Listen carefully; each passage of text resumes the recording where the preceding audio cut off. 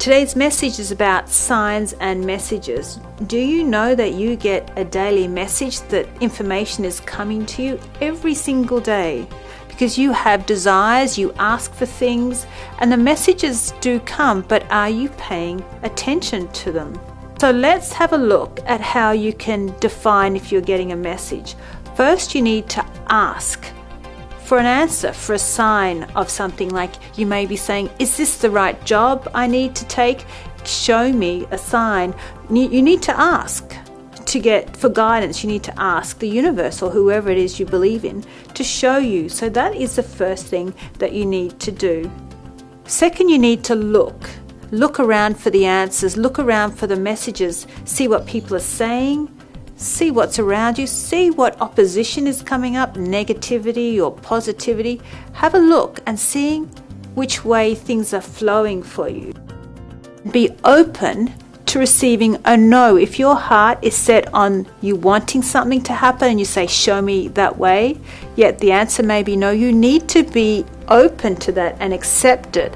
I've heard many times that people have said to me, they saw the sign of perhaps not to marry someone or not to get in that relationship, yet they ignored it, and then they saw the consequences down the track.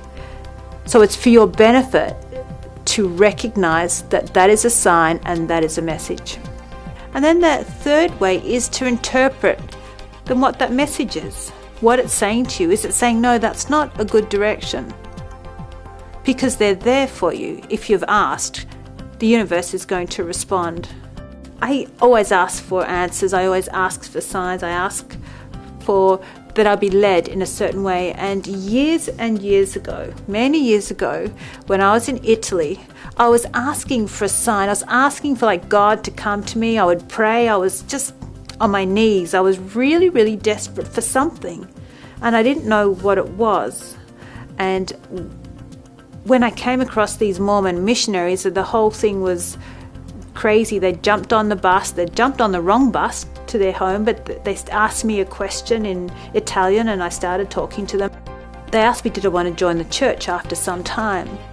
And I remember being in church. I remember saying, show me a sign, God. Tell me if this is what I am meant to do.